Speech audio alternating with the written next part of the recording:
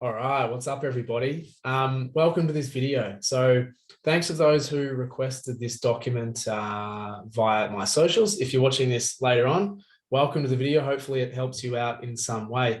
Now, today I'm going to be going through the exact Facebook ad strategy that has generated over 3.7 mil and 17x ROAS on average to our eCom business.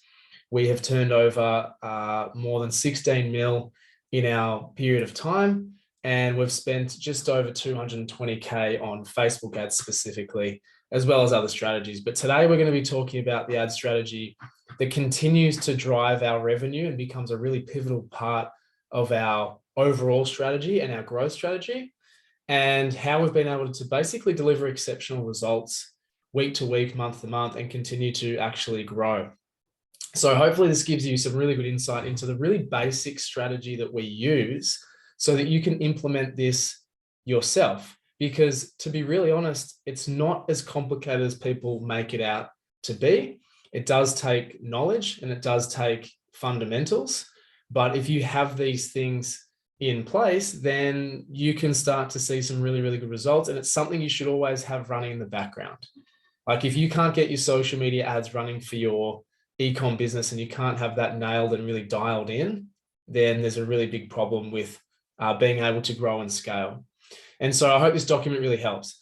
So just a bit of note about us. I just mentioned we've done 16 mil in our journey. Obviously our ads are going well, 3.7 mil generated over a 222K ad spend. And we now help other eCom businesses with their growth, specifically scale beyond 100K a month plus. So if you're looking to hit that level of revenue and you need a hand and you're serious about it, obviously get in touch with us. We can help you do that with our 7-figure eCom blueprint. So let's get stuck into it. Pretty much as soon as before I posted what I did, it was 3.7 and 17 ROAS. It's actually ticked over to 3.8 mil. So that was kind of funny. So that's why that revenue is there. But these are our real numbers. There's no filters in that. That is just the maximum. There's no skewing. That's exactly from our campaigns. And that is our exact data. And as I said, the spend is about 220K. So let's jump into it. So firstly, I want to start with the biggest mistakes that people actually make. And I would actually take note as much as these mistakes as I would the actual tips and about the strategy. So the first one is people actually use the wrong objective for their ads. So when we talk about the objective, we talk about, is it traffic? Is it conversions? Is it catalog? Is it brand awareness? People use the wrong objective, either because they think it makes sense to just drive traffic to their website, or they've been given advice from Facebook, is often the case. It really, the objective that you set is the intent of those people and what Facebook is actually going to go after. So if I relate that to traffic and conversions, then Facebook's going to say, okay, let's go after the people who are prone to click on an ad and drive traffic to the site, but they arrive there and do nothing. Versus a conversions objective where it says, okay, I'm going to go find people who actually convert on websites and therefore of higher intent and more relevant traffic. It's that black and white with how Facebook goes after the people. So I dare say that Facebook is very, very good at achieving its objective that it's told, because a traffic objective is not going to attract the same people as those who will eventually purchase, even if they get to the site and you retarget them. So using the wrong objective is a big mistake and a big money waster for a lot of brands. So really be aware of that. Overcomplication of the campaigns and ads and audiences and everything, stuff going everywhere. I see this all the time in our clients' accounts and people that we work with. They just overcomplicate things. They have 100 different campaigns. They have 100 different audiences, way too many ads. And this is a really big problem, because especially when it's split out, being multiplied out or divided out rather between several ads and a very kind of limited budget. You'll see in a minute how exactly we structure ours, and you'll be amazed at how simple it actually is. So overcomplication of these things is a really big mistake that people actually make. In a similar light, naming conventions. If you can't name your ad sets and audience campaigns correctly, it gets really confusing, and you just lose things everywhere. You don't know when was created what, and it's really hard to keep a tab on things. So naming conventions is where people get it really, really wrong. Targeting too narrow. So especially with iOS changes, and this is coming from Facebook as well, that if you've got enough data on your pixel, essentially, you should be targeting a lot broader than what you actually used to be able to. Facebook used to be really good at going super, super niche, really, really laser focused. But now we're finding the effectiveness is actually taking off the shackles from Facebook and being able to allow it to have a fair run and find people within a broader audience. So targeting too narrow is a mistake. Not enough budget. So generally we would advise our clients, if you want to get actual results from Facebook, like you need to be spending a minimum of $1,500 a month, like as an absolute minimum. You can't, sure, you can, just because you can input $1 a day into Facebook doesn't mean you should, and it doesn't mean you actually deserve to get results from that. You can't cheat the system when it comes to dollars in, dollars out. All right. If you put $1 a day in, as I said, you can do that. But if you're expecting results from that, then you're completely unrealistic about the function of the ad. So not enough budget is another big mistake. And sometimes people just need a bit of a reality check around what their budgets actually are. Making decisions on ads based on emotion, not data. So, you know, looking at data like an absolute, like looking at the ads like an absolute hawk, you know, after the ads have been live for an hour or half a day and saying, this isn't working, quick, change something. That we see this all the time. So that's a big mistake that people make. You need to give it an enough period of time to be able to gather the data to actually make an informed decision of whether to turn off or on or iterate in some way. So that's a big mistake that people make. Changing things too quickly, exactly the same thing there, you know, not basing anything off data, but then changing things too quickly. So even going down to the amount of spend and impressions that an ad needs to serve to actually make an informed decision. Because what we've seen happen time and time again is something is not appearing to perform, you know, within the first 24 hours, 48 hours. And then you know, just about to turn it off and suddenly it starts to pick up and get some steam. And so that would have been a mistake if you actually change something at that point, because it throws everything back into the learning phase and throws the algorithm off, and you're basically telling it to do multiple things over a short period of time.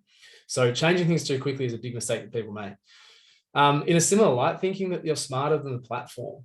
So thinking that you can outsmart the platform and try all these different tricks and try and hack into this and, you know, trick them in some way, like the budget example I gave before. It's just not the case. Facebook is learning by the millisecond, and you just need to be able to give it the inputs and the time to be able to perform at its best. The ninth thing is taking advice from people that haven't run successful campaigns themselves. And this, I see this all the time in Facebook groups where people are looking for advice on ads and things like that. And there's people in there giving advice that basically shouldn't be. And so what I'd say to that is, sure, you can ask your questions, you can answer the questions, you can take things with a grain of salt, but in the same light, just because it works for somebody else, it doesn't necessarily mean it's going to work for you. So get customized advice on your account. And that's paid memberships, that's mentorships, that's whatever it may be. But you need to take responsibility for your actual campaigns and performance, and take advice from the people who are actually succeeding and not just spending too much time, you know, online pretending to help people. And the 10th thing, not understanding the holistic strategy and impact of Facebook ads, that is. And so where people see that their performance might be low or mediocre, they underestimate the overall impact that this has. And I'll give a really quick example of someone a client we used to work with actually, and they were running ads. We were advising across the board, but they were running ads. We started running ads with them for 3 months and the sales were ticking over. We're probably arguably at kind of, you know, between 1 and 2 X ROAS at this point in time. They were a very new brand, still testing the market. On about the 3rd month, they actually said, look, we want to stop ads. We don't see the direct result we're actually getting from the ads. Let's stop. I said, look, based on the data that we're actually seeing, cross-checking with Shopify and where your sales are actually coming from, we can see directly that about 75% of your sales are coming from ads directly. Okay. Now, I'm warning you that essentially there is a bigger impact of what ads are actually having that aren't actually being reported on either platforms. They took the punt and they actually removed their ads for about 3 weeks. And within that 3-week period, they had basically 0 sales, and they were dumbfounded because they didn't understand the relationship between the holistic strategy and the impact that ads were actually having on other areas of the business. Because you suddenly remove your spend, you're removing your impressions from the market, and that is across the board. in a market, in a market where, you know, people need 15, 16, 17 touch points of your brand to actually purchase, those impressions become a whole lot more valuable. So it's the intangibles and the holistic strategy that people underestimate the impact that they're having. So that's just something to keep in mind as we work through. But now let's jump into the actual strategy, and I'll show you exactly what we do. And it's going to be simple, because that's what we have found has worked best. And that's how we get these results that are much above market at this point. So simplicity is key. Really simple ad structure, campaign structure, ad set structure, ad structure. We literally have one campaign for top of funnel, one for middle of funnel, one for bottom of funnel, and one lead generation campaign. That's it. Any changes we do make are within those campaigns. And the reason we do this is because the intelligence actually builds up within the campaign. And so if you keep making new campaigns, it's always being thrown back into the learning phase. Whereas if something's working and you want it to keep iterating on top of that and improving, then you need to keep it within one actual campaign. You can see our structure here.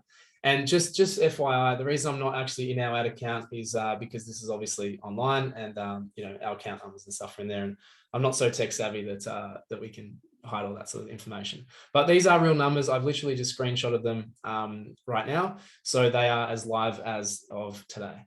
And so this is our active campaigns, as you can see. So we've basically got a top of funnel, middle of funnel, bottom of funnel. And then we've got a top of funnel conversions. That's a winners campaign. So anything from the top of funnel that was winning in this theoretically testing in these audiences is gone into here. So that we can basically boost that with its own additional budget, its own budget that it's actually, being able to generate more sales in that campaign. So that's I guess an exception, or I guess a little asterisk around. We have two top of funnel campaigns. One is with winners and one is actually continually testing and building upon that.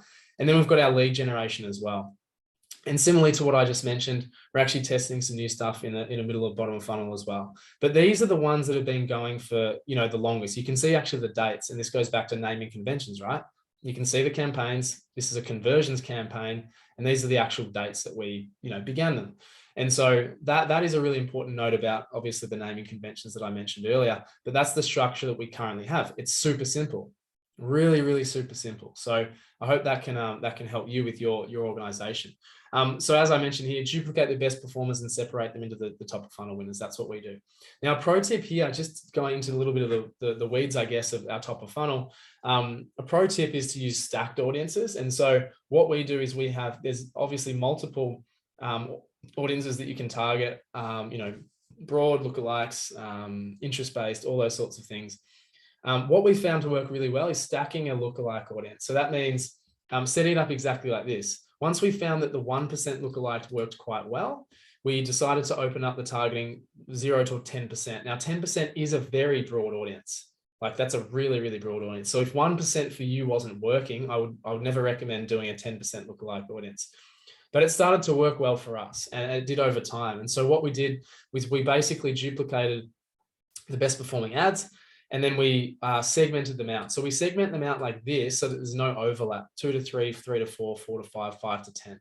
And what we found through testing this out was that actually the 5 to 10% performed really, really well. Given it was a really broad audience, it actually performed really well, and they all are performing quite well as well. And so we've left them on. Obviously, the 1% continues to be the best performer because it's the closest to our affinity. But that's just a bit of a pro tip. If you're looking for more audiences and your 1% lookalike is working really well, then I would suggest actually implementing this structure.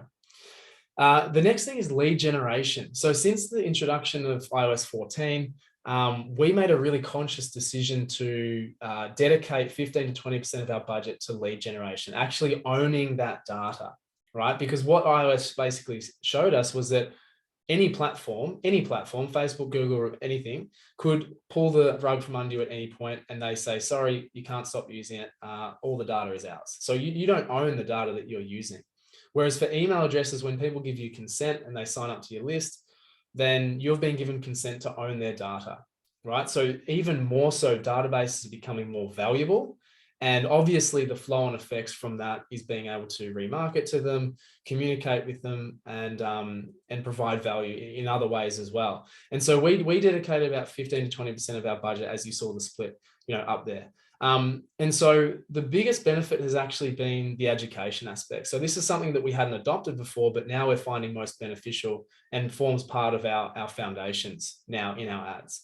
So what we do here, and I'll show you an example in a second, is we basically generate leads from Facebook by having a lead magnet offer.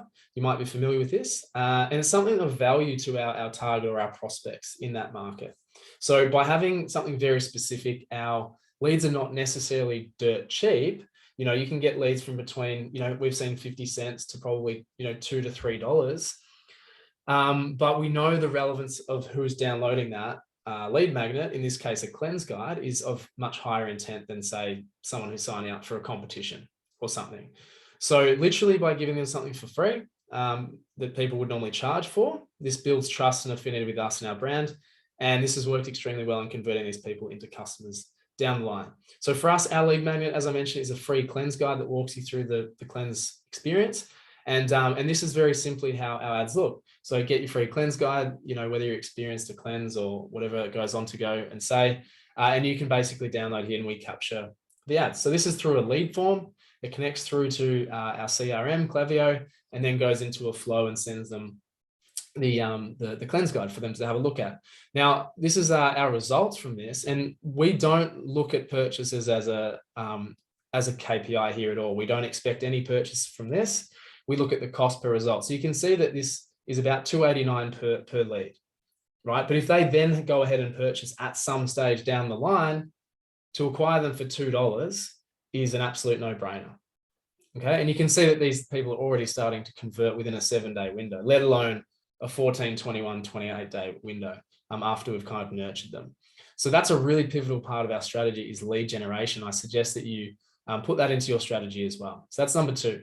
And number 3, ad specifics. This is what we've found really work really well. So visual content sells. Honestly, it's the first thing people see, and it's what's going to make them continue to read as a thumb-stopping ad versus scrolling straight past it.